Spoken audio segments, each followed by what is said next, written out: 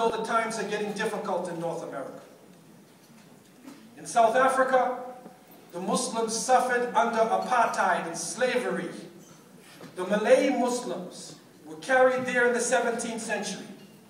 And it is reported that amongst the political prisoners and slaves brought from Malaysia and East Africa to Cape Town, that people would get up in the night in chains, making tahajjud, praying to Allah Azza wa Jal, that they could stay on their faith and that their children and their children's children would grow up in a state of Islam.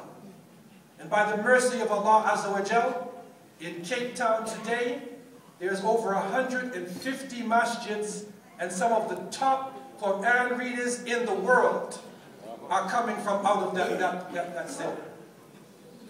I lived with the Cape Townian Muslims for 10 years, traveling through the southern part of Africa, traveling through difficult circumstances.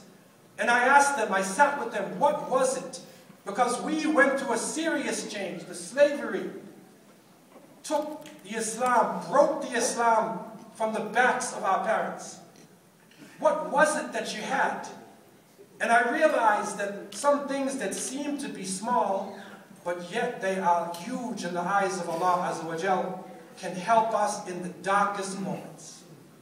And so I sat with the Muslims of the Cape, and whenever they would end their meetings, they would always read something from the Quran which has an extremely important meaning. They would read from Surah Yunus, verse 62, 63, saying, A'udhu billahi minash shaitanir rajim, Ala inna awliya Allah, la khawfun alayhim wa la hum yahzanun, alladhina amanu wa kanu yattaqun, lahum al-bushra fil hayati dunya wa fil akhirah, la tabdila li kalimatillah. They would hold their hands, suffering in apartheid, suffering in slavery, and they would read and believe, saying, Behold, verily the friends of Allah, there is no fear on them, nor shall they grieve. Those who believe and constantly guard against evil, for them are glad tidings in this life and in the hereafter. There is no changing the words of Allah. You cannot replace the words of Allah.